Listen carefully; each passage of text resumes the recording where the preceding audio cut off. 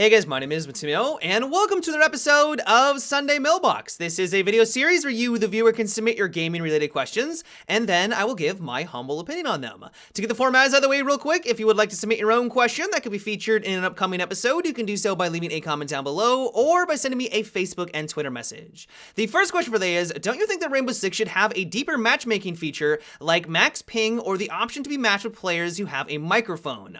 I would love to have the ability and the option to restrict who I'm going against, at least with relation to their ping. In my opinion, someone who has a ping of 250 to 300, which apparently happens all the time in Rainbow Six Siege, I don't know why I keep getting paired against these players, but it can ruin the experience. You thought the peeker's advantage was bad when you're going against players that are in your own region? When someone has a ping of 300, it can absolutely be game-breaking. I have had situations where I've gotten into a firefight. It wasn't much of a firefight, because I literally couldn't see the enemy that shot me. I was staring at the doorway where I knew they were going to peek their head out, but because their ping was so damn high, I never actually saw the enemy. I even go back through the footage to watch to see if anyone was actually in front of me, but no one was there. But then when I watched the kill cam, they round the corner, they look in my direction, and then shoot me in the face, but because their ping is so high, I never actually see them. It ruins the experience. And so I absolutely agree with you that having some option in the game that allows me to restrict how high the enemy ping would be a godsend. Now, I do realize that this would extend the queue times, especially if I'm playing in off hours, it's late at night. It is going to increase the time it takes for me to find a match, but I'm completely fine with that. Like, I honestly think that it is that bad to go against someone who has a ping that high that I would much rather wait the extra even 5 to 10 minutes if I know that when I actually finally get into a game that it's against players that don't have this massive disparity in their ping. As for the microphone suggestion, while I'm not completely opposed to the idea, the one big issue that we start to run into is that we begin to separate the community, and that is absolutely going to increase queue times across the board. Even if you're someone who doesn't mind playing with people that aren't using a microphone, even your queue times are going to increase because there are going to be those people that are in this different category.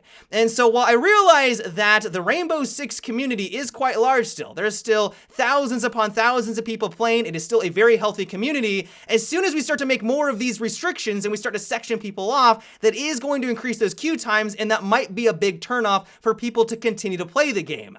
And while I realize I am being a hypocrite here, we just talked about 2 seconds ago about how we should make further restrictions with the ping, but I feel like that's more of a game-breaking issue, and this is just more of a minor annoyance. And while I know that some people out there are going to disagree with me, they may love this option, I don't think that this is really necessary for Rainbow Six Siege. The next question is, do you think that in Overwatch, the heroes are well balanced?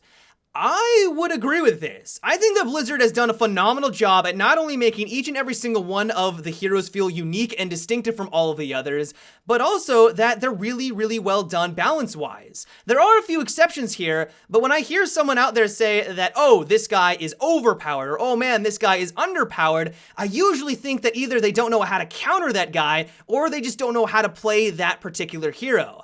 I even fell into this category, like I fully admit. For the longest time, I thought Zarya was one of the worst tanks in the game. I thought she was garbage because I just couldn't wrap my head around her. I didn't know when to use the shields at the right time. I didn't know when to push in and when to fall back. Like, I had no idea how to play Zarya, but then after a while, after I gave it a couple of hours, it clicked with me, and now she has quickly become my favorite tank in the game. She is magnificent. The damage output and the CC that she can provide to your team is staggering. I've won games simply because I was playing as Zarya, and if I didn't give her a chance and I just thought that she was underpowered, I would never know that potential. I feel like the same mentality can be spread to all of the heroes. And while there are a few exceptions, for example, I do think that Zenyatta could use a bit of a health upgrade.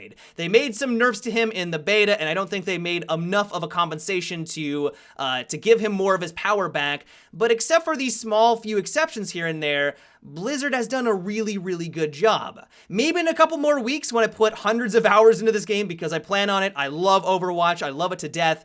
Maybe I will change my mind and I'll think that some things need to be adjusted here and there. But so far, I have been very, very happy with the balance in Overwatch, and I gotta give a big tip of my hat to Blizzard. The next question comes from Christopher, and it is, in Rainbow Six Siege, what if there was an operator who could go outside without being detected?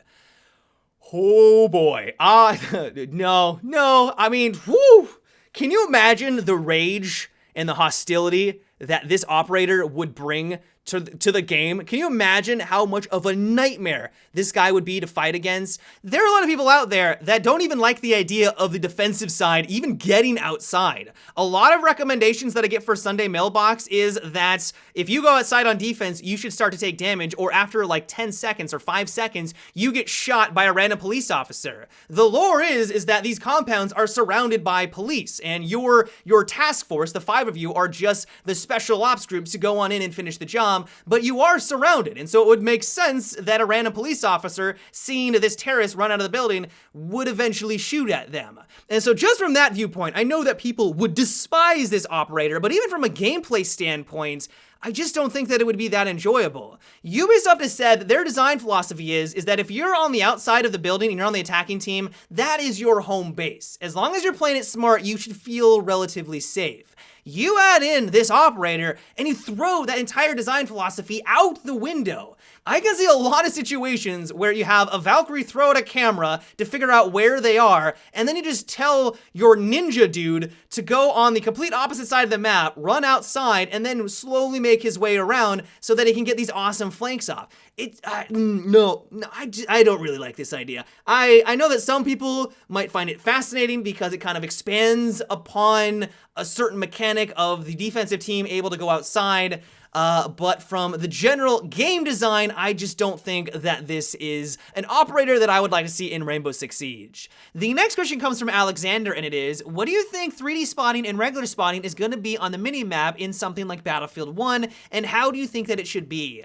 Well, personally, I'm really hoping that they're making some adjustments to spotting, because in my opinion, spotting has gotten to the point in the Battlefield franchise where it's become more of a crutch than anything else. Most people are staring at their minimap when they are playing these modern Battlefield games because it gives them that much information. If you're someone who wants to go more of a stealthy playstyle, forget about it, because not only do you have to worry about the commander who constantly has the UAV above, but you're gonna get spotted regardless. Even if they're not spotting you normally, there's passive spotting where even if an enemy is just looking in your direction, you're gonna show up on the minimap and people are gonna be able to find you out and take you down. And so my hope is that they do start to make some small adjustments in Battlefield 1. One idea that I know we've talked about in the past is, well, just allocating the ability to spot just for the recon class. This makes the recon class more unique. They bring something to the table compared to everything else, unlike what we have right now in Battlefield 4 and in 3, and give them a little bit more power and viability. They could also just simply remove 3D spotting from the game entirely, and I would be okay with that.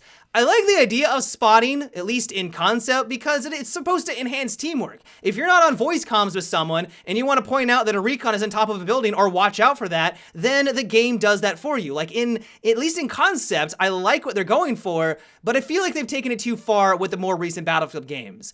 And so, at least for me, I am hoping that they make at least some small adjustments to spotting, because I do think that that would be a step in the right direction. But yeah, guys, that is about it for today's Sunday Mailbox. I hope you enjoyed. As always, if you would like to submit your own question that could be featured in an upcoming episode, you can do so by leaving a comment down below or by sending me a Facebook and Twitter message. But until tomorrow, guys, have a good one and take it easy.